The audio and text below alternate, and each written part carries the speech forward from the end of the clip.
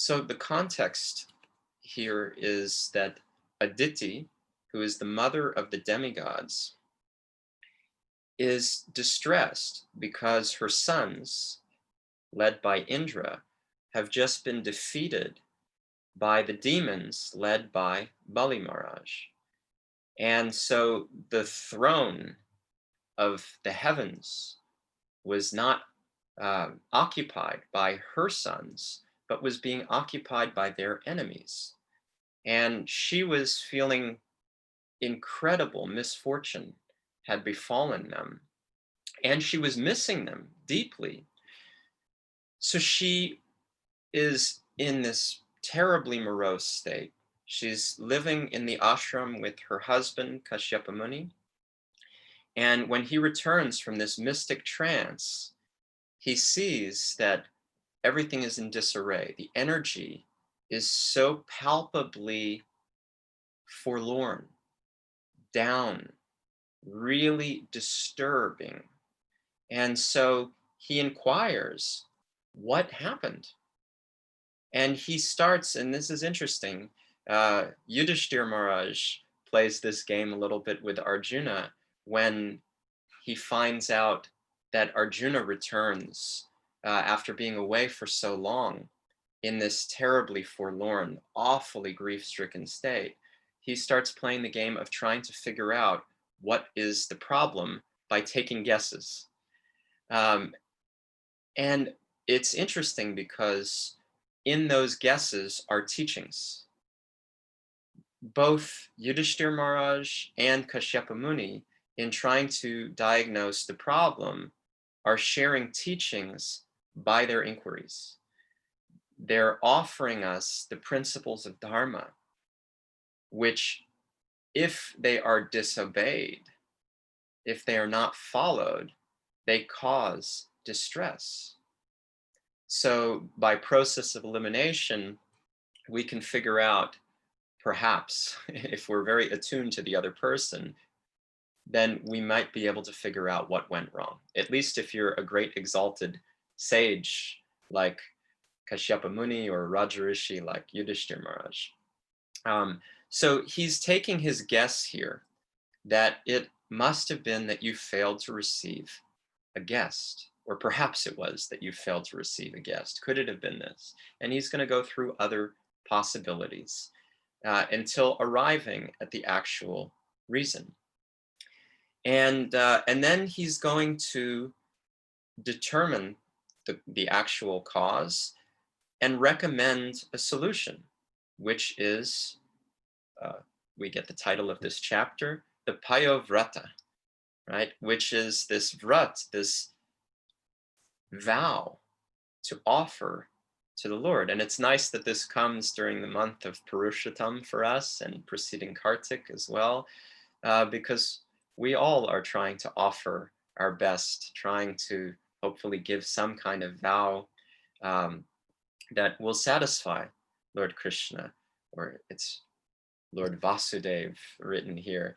And what is the result? It's a great austerity for 12 days that Aditi performs at the recommendation of Kashyapa Muni. And the result is that Vamanadev is going to appear. The Lord is going to appear as her son to fulfill her desires, to reinstate her sons as the rulers, and to kick out the disturbing demoniac forces headed by Bali Maharaj, which is also going to have an incredible benefit for him and for us in turn, as we learn from him as the representative of, or the exemplar of Atmanivedana, full-on surrender. So there's all build-up, and at every turn, there are profound teachings, including in the guesswork of Kashyapa Muni here, with this particular offering, that we should receive guests wholeheartedly. And in that idea is the understanding that we have to give. It's very, very simple. The point is to give. When a guest comes, we don't treat the person like they're nothing because, hey, I want what's mine. We have to give. That connects us with the soul. When we give, that is the spirit of the soul. And for Grihastha, it's mentioned here that it's particularly important. The reason why it's particularly important for Grihastha is because as we start to expand our position, our influence, our acquisitions, our establishing our place in the world and having possessions that feel like they're mine because they're not anybody else's and I earned them. So I take the credit and I will enjoy them. And right there, we have this primordial notion from this material world of I am the controller and I am the enjoyer. And that is exactly what is blocking us from Krishna. Now, we don't have to be grihastas to experience this. It's a primordial notion. But we also have to be aware of how our ashram works with or against that, and what it's meant to do, and how to purify that. So it's universal teaching that we need to give up that sense of proprietorship. We need to give.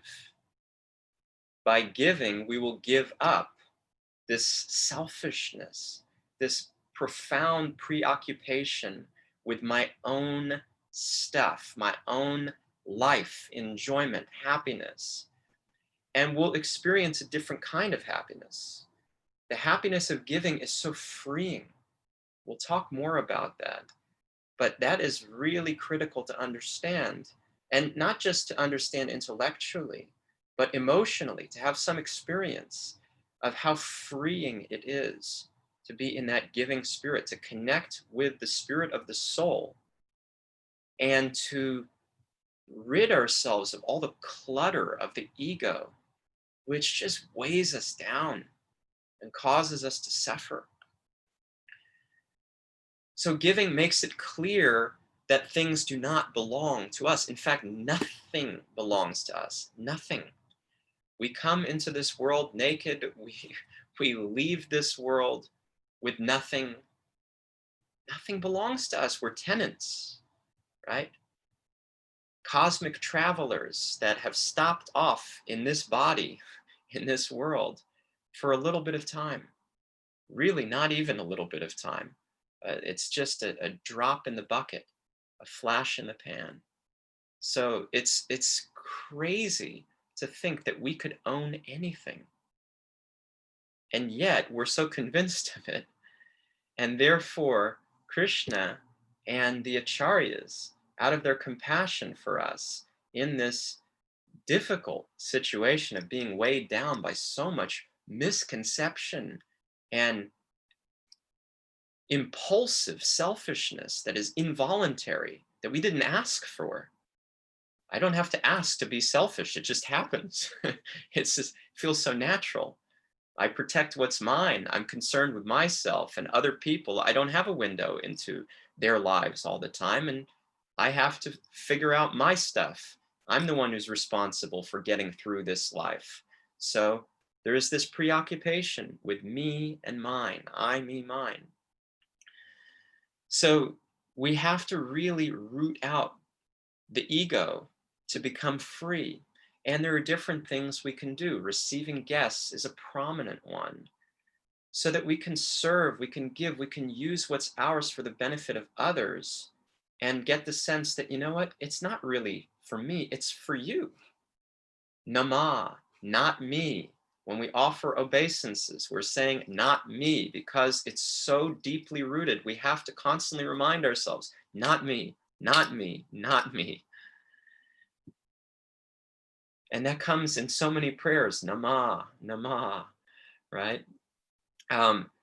So giving our hard-earned money in charity is another powerful way to root out this ego notion of it's all about me, to chip away at the ego. But what we want to recognize is that it's the principle that matters. Why are we doing it? We want to be giving for the benefit of others and also for our own benefit. There is a selfishness that can be dovetailed with the real self. And then when we step more into our real self, everything we do springs from that. Every action we perform will be extremely beneficial. So we can do something that's good, but it's only from who we are, from the place of acting as the soul, that everything we do becomes good and beneficial to everyone. So it may seem like it's selfish to focus on my spiritual life, my becoming free from ego. But first of all, in order to do that, you have to be very selfless and giving. That's the paradox. And also, the selfishness gets dovetailed in a constructive way, where ultimately that benefits everybody. And you know what? It pleases Krishna, who misses us terribly. It's also selfless to think about him and how he's missing his son or daughter. And that, yes, we are his sons and daughters. We are missed by Krishna. And it is selfish for us to remain here. It's actually selfish for us to remain entangled in material life in this conditioned state. We're making our parent, our divine father, suffer. We don't want to do that. So the idea of receiving a guest properly, as is specifically emphasized here, is to honor that that soul is beloved of God. That soul even carries God within his or her heart. And there is an arrangement that is being made by God behind the scenes, that anytime somebody shows up at my door, anytime I have the opportunity to receive somebody, to serve somebody, that is a divine arrangement. Krishna is behind that. And I don't want to just be in my narrow, myopic view of, well, this is what I have in mind. I want to see, what is the bigger picture? What is the bigger plan that Krishna has in mind? How can I serve him and see everything as arranged by him?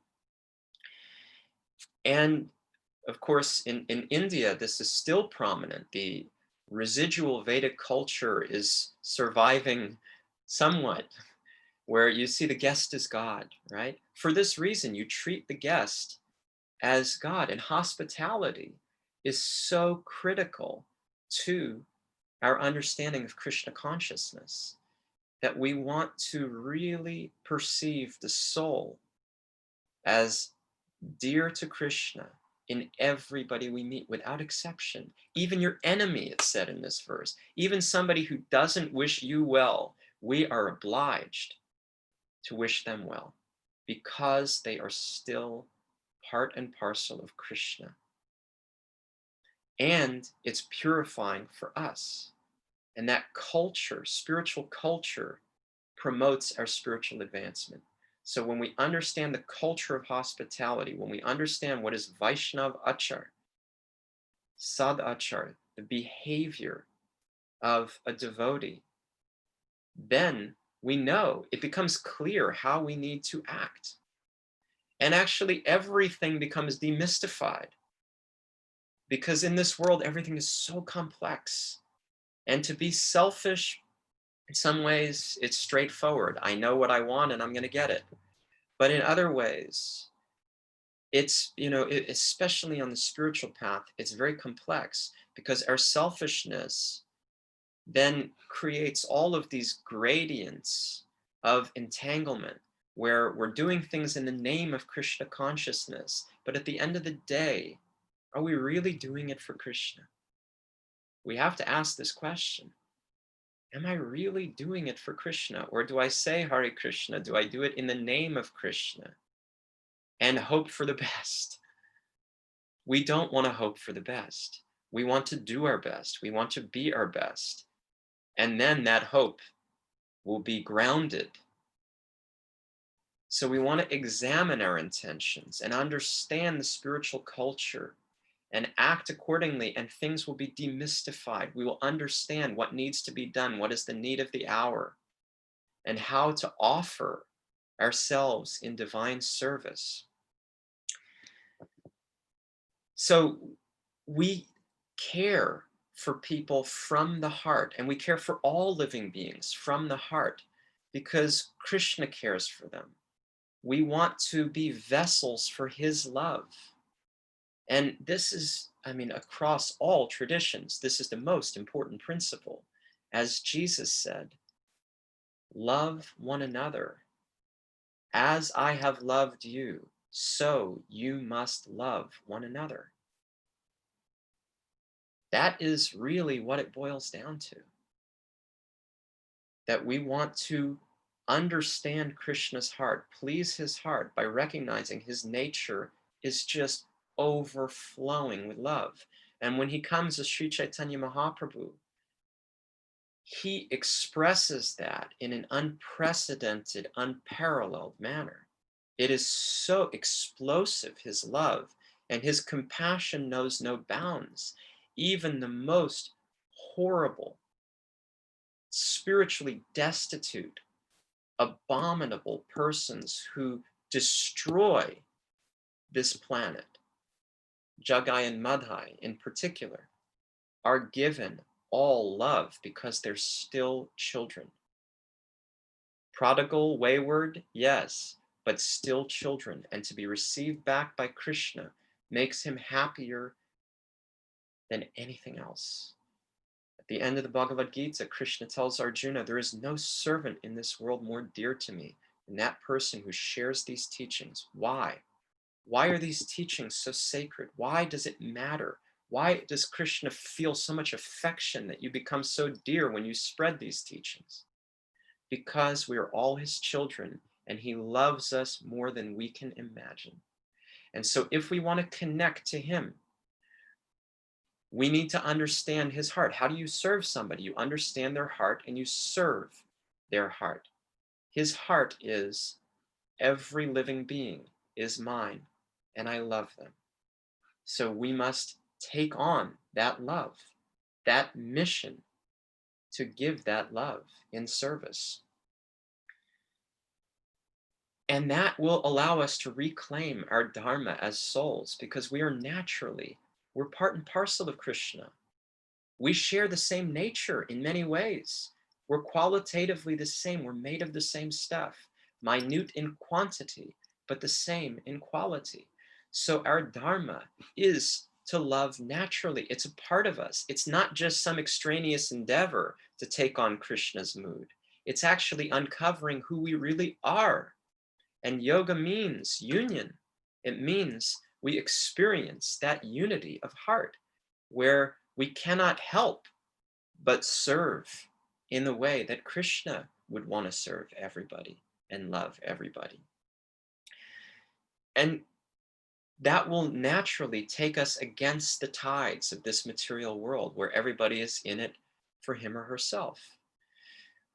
That will allow us to differentiate ourselves from the material energy, to separate ourselves, to become really distinct and really clear that we are something else. We are the self, and we'll feel this viscerally. The more we serve, the more we take on this Vaishnav culture, we will experience that freedom and that differentiation that we are not part of this world. We are part of the spiritual world, and we're just here for a short time on our way back. That's powerful. We want to really understand how others have served in this way and be inspired by their example. Take on their mood. And so many examples come to mind because you can't be a devotee of Krishna. You can't be a devotee of God without this spirit of service. It's impossible. It defines us. So anywhere you turn in the Shastras, you're going to find examples of this giving spirit. A couple that come to my mind are the Kaitari festival, when Narottam Das Thakur, Srinivasacharya, and Shamananda Pandit put on the first Gaur Purnima celebration of Sri Chaitanya Mahaprabhu's appearance in this world. It was an incredible operation. Srinivasacharya was working on making personal invites to all of the devotees. And he was handwriting them and seeing to it that the most incredible arrangements were made for their comfort, for their stay in Kaituri. The arrangements were made for devotees that were traveling from far away. And it was so personal, so attuned that each one was taken care of differently from each other. That's personalism. The universal principles are there of how we should serve a soul, and then we tailor that to the needs of individuals or to the ways that we can make them happy. And Janavamata, she was cooking like a storm, and she cooked and cooked and cooked all day long, and then she served and served and served all of the prasad all day long, and then she served the servants, and then finally, after everybody had eaten, she took her prasad because that made her happy. Not because it was some huge tapasya, some mahayagya to feel like, ah, I did it. But to feel like myself, to feel like I am. When we are perfectly self-realized, it's the most natural thing to just want to see others fed, tended to, happy. That may seem far away right now, but when we tap into that energy and we follow in the footsteps of our acharyas, we can get little tastes. So we know what's possible. We know that it's real for us. And it gradually accumulates. In the Bhagavad Gita, Krishna advises very wisely, gradually, step by step, one should become situated in trance by means of intelligence, sustained by full conviction. So our conviction in the principles of Krishna consciousness will sustain us, and our intelligence will help us navigate how to live, how to act as sadhus, really to be as holy as we can be, even when it's not yet so natural to us, so that it becomes us gradually, step by step, one step at a time. The sukriti, the buildup of spiritual credit, consumes us more and more and more. It becomes us. We become our real self, the soul. Mahaprabhu himself was just unbelievable in his service attitude. He also just took so much pleasure in serving all the devotees prasad and eating last. And the devotees were rebelling. You're the supreme personality of Godhead. I don't want to eat before you. That feels weird, awkward. I don't like it. But Mahaprabhu was so intense that he loved to feed them. And what touches the heart is service. What touches the heart is service, and what touches the heart brings blessings. There is no way to reach our spiritual goal of prema bhakti, of pure love for Krishna in perfect self-realization, the highest rung of self-realization. There's no way to achieve that without this experience of service and without blessings. We can't do it on our own. And the spirit of service brings blessings. When people's hearts are touched, they naturally come. When the heart is open, blessings flow. When the heart is touched, it opens with those blessings, and service is what touches the heart. I'm remembering just how much I felt touched, and my guru, Satchidananda Maharaj, will often say, so if you want to really, if somebody asks you for blessings, you have to search your heart. We don't want to be indifferent when somebody asks for blessings. Yes, we say, oh, Prabhu, I have no blessings to give. Yes, that's true. We have no blessings to give, and yet still, when we're asked, we want to give. Even if we don't have them, we want to give them. That is really the way. We want to become qualified to give blessings. And even at this point where we feel unqualified, which hopefully is always there, that we always feel unqualified, that becomes our qualification. But even then we have to search our hearts and find our best wishes and prayers. And it becomes so natural and easy when someone touches us through their service. And I'm reminded of, I was with my wife, Radha Bhakti, on the West Coast. We had made a stopover in LA visiting a dear devotee friend.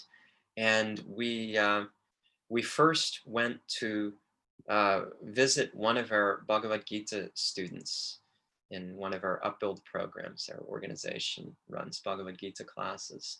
And this student of ours, she had gone so far out of her way to make us comfortable, to make all arrangements for us. She was so moved that we had come to her home, and she'd cooked all of this prasad for us.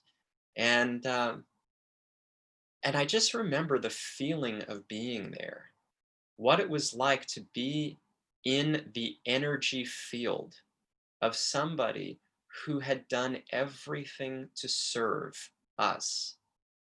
And I felt really small. I felt like there's no way I can reciprocate. I don't deserve this, and I can't repay it. And the amazing thing was, on the other side, she felt like she was so small and she was so happy, so enlivened by our coming together, that she felt this was the least she could do. That attitude is so close to the soul. It comes from the soul. It removes all of the layers and layers of ego. It becomes a tangible, palpable experience of being really close to the soul, being in some way connected to the soul. It removes the theory of Krishna consciousness, and it gives us a practical experience, which we absolutely need. When this lockdown began, after some time, we decided to visit my parents on Long Island, and we had a socially distanced date. We wore our masks, and we got together in the backyard of my parents. It was lovely. It was also painful that we couldn't be together properly, but it was something. And it had been after a long time where we weren't seeing anybody. So it was very sweet to be together. And the way that they served, the way that they cooked and offered to Krishna the bhoga and served us the prasad, and the way that they were so moved to be with us, the feeling of sangha, it was amazing. I remember feeling like this is, I don't know if I've ever felt this with my parents. I felt so much love and affection and an unrepayable debt to them.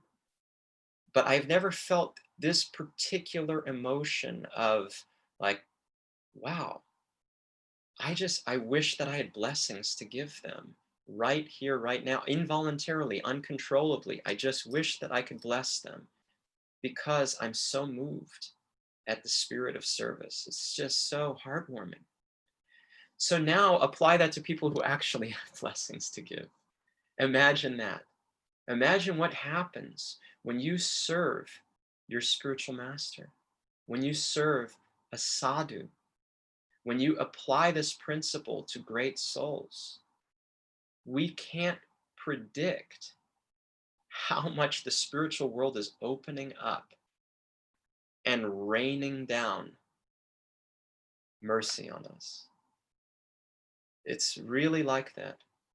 I can never forget how Prabhupada would say, you know, as you're building this temple, he told one devotee, as you're building this temple, Krishna is building your home in Goloka Vrindavan, right? The spiritual world is opening up for us as we are serving from our hearts and seeing everybody as dear to Krishna, having that natural affection that is part of the soul and pleases Krishna and other souls like nothing else. Acting as the soul, fulfilling our true dharma. And when we apply this to those who are not, you know, great, great souls visibly to us. When we apply this to the people who look ordinary to us or feel ordinary to us, nobody should feel ordinary to us. We should see that everyone is divine. But to the people that strike us as more ordinary, it's as valuable in some ways as serving the great souls. In some ways it's not, because you won't get the same level of blessings. And our duty is to serve the spiritual master and the pure devotees. But we have another duty, which is very, very important, if not as important, which is to serve the servant of the servant of the servant of Krishna. Gopi Bhartur Padakamalayur Das Das Anudas. I am simply the servant of the servant of the servant of Gopi Janavallabha, Krishna. So how do we enact that? Is by serving people that don't impress us, that don't move us to serve them, that feel like I'm not going to get anything from this. I don't feel, oh, I'm being looked at by my guru. Oh, yes. I don't feel that. I don't get the sense of satisfaction. There's no prestige in it. Maybe nobody even knows that I'm serving like this. That's a real test of Krishna consciousness. And we make tremendous advancement that way. And Krishna is so pleased. And Mahaprabhu himself bestows all of his mercy on us when we have that attitude, because that is his attitude. Those are his words. I am just the servant of the servant of the servant. Bhakti Siddhanta would constantly refer to himself and tell others, Dasosmi, Dasosmi. I am your servant. I am just your servant. That's all. When Prabhupada was giving a talk about the Varnas, and he was talking about the first class person, and the second class, third class, and fourth class person, Brahmanas, Kshatriyas, Vaishyas, and Shudras, somebody got agitated and said, oh, and you must be the first class person. You're so much above everybody else. Prabhupada was so hurt. He was so pained. He became very emotional. And he said, you don't understand. I am the fifth class person. I'm not even on this list. I'm the fifth class person. I am the servant of all the other classes. And that makes me emotional when I think about how Prabhupada genuinely felt that way. And there was another talk that he gave in Vrindavan on the Nectar of Devotion that haunts me to this day, where he says, we must serve everyone. We must serve every living being, even the ant. And he gets choked up as he says it, even the ant. And I can't describe what that was to hear that, to hear the emotion in his voice, to hear him on the verge of tears, thinking how an ant is Krishna's beloved child. And he says Krishna consciousness means thinking, how do I make this ant Krishna conscious? How can I help that soul come back to Krishna? This is incredible. This is what we are meant to follow. This is true dharma. There's nothing higher than this. And it's our nature. It's natural. We're meant to experience this as souls. So we want to get rid of all of the upadis, all of the designations. Sarvapadi vinirmuktam tat paradvena nirmalam rishikena rishikesha sevanam bhaktir uchyate. Rupa Goswami says in the Nectar of Devotion, we have to remove all these designations. I think I'm this, I'm this, I'm this. I am simply a servant. That is the only reliable identity that we've got. What will free us from all of our sufferings? I just recently wrote a piece, The Suffering That Ends All Suffering, for the Upbuild community, all about how we need to remove these upadis The only reliable one is that I am the servant of everyone. Everything else will get us into trouble. Everything else will make us suffer, will make us feel like, well, I'm not able to sustain that. One day I'm good at this, one day I'm not. One day somebody likes me, one day the person doesn't like me. The only thing that's reliable, the only way that I can stop this suffering is by being the servant. So let us get free. Let us serve everyone, receive everyone as Krishna's dear children with love. And let us have this potent mantra, I am simply the servant, at all times, whether we're happy or not, in happiness, distress, heat and cold, sickness, health, whatever it is that we're encountering. Let us have this mantra, I am simply the servant, and be free by pleasing Krishna's heart and aligning with the soul. Thank you very much. I am sorry that we only have a few minutes for questions, but we do have a few minutes for questions, so I'm excited to hear from you. Thank you, Hari Prasad, Prabhu. That was a wonderful talk about how we can reclaim our real identity through the spirit of service. So here I already see some questions in the chat box. If you're able to see, I can also Yeah. put it. Yeah, great. So at least 2 questions. I think there's another third one also. So the first question is, at times of financial crisis or lockdown, how to preserve or develop this service, that spirit of service? Mm-hmm. Yeah, when we're constrained, we have to innovate, right? For the artist, the canvas is the constraint, but it's also the platform on which the artwork rests. Without the canvas, it's not possible. As a writer, I've always felt I've loved when I had certain constraints that I needed to work within, because it would push my creativity to new levels. And that's always how extraordinary things happen. I can give the example of, we've always at Upbuild been deeply, deeply desiring and knowing that we need, it's not an option, we need to create online programming. We've never been successful at doing it. We've tried so many times. Finally, COVID-19 became the forcing mechanism. And the amount of service we've been able to render by Krishna's causeless mercy, and the way that this has positioned us to do what we've always felt in our hearts needs to be done, to reach people that we couldn't reach before, and to reach people in a way we couldn't ever before. It's extraordinary. I can't even begin to express my gratitude for that. So these forcing mechanisms force us to be creative and to serve in new ways. Krishna is there in the forcing.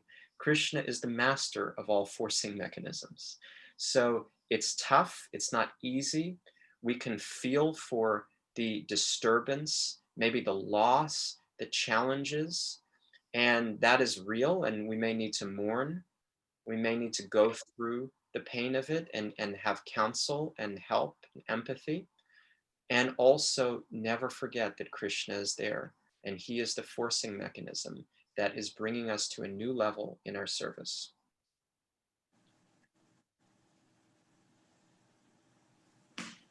There is another question, like, how can we develop service attitude towards family members who are not devotees? Yes, they're souls. They're dear to Krishna, and how much have they given us? Would we be here without them? They've given us some values. They've given us life. They've given us our well-being. We may have difficulties with them. They may have also transmitted their conditioning and all kinds of pains and things that we carry with us as trauma even, but they still are dear to Krishna. They're still souls. If Jagai and Madhai were dear, imagine how dear our parents are, who we wouldn't be here without. And Krishna feels that gratitude to them. Prabhupada always received the devotees' parents with so much respect. It's very instructive, and it's very clear why. And there is another one. Sorry, I just.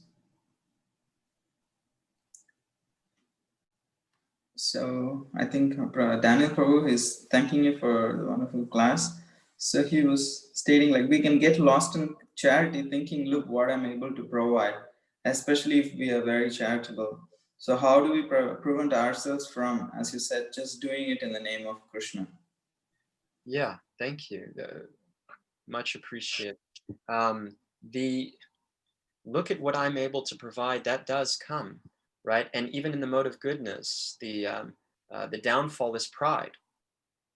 Oh, I am moral, I am just, moral superiority. That's egoic. And these are some of the last snares of Maya. Um, but we have to just catch ourselves. There's no shortcut. We have to be so aware of our motives. We have to live very deeply examined lives. And until we do that, we are always at risk. Know thy enemy.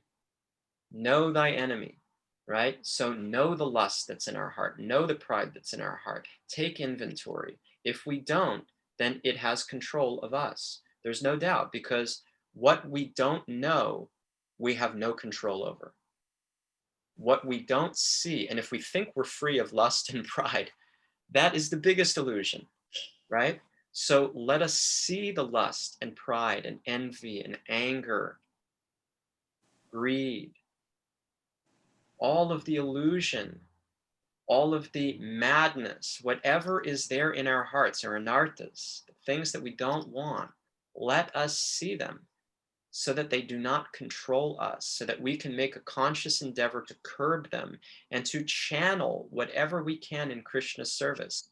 So when we feel like, yes, I'm giving, I'm providing, we say, wait a minute, that's ridiculous. Krishna's given me everything. What have I done that is without Krishna? What have I done that's without the help of the people in my life or the people that have brought me to this point? I am so dependent. I came into this world naked. I will leave this world with nothing. I am nothing. I'm really nothing.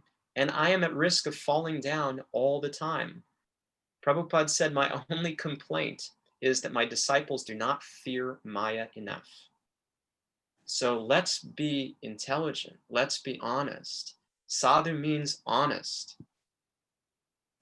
So look within our hearts, be aware, be aware, be aware. First become conscious, then become Krishna conscious, Prabhupada would say. That is our best protection. And don't give in as much as possible. But when we do give in, take responsibility. Apologize. Be real about it. Own up and take the next step to make up for it as is possible.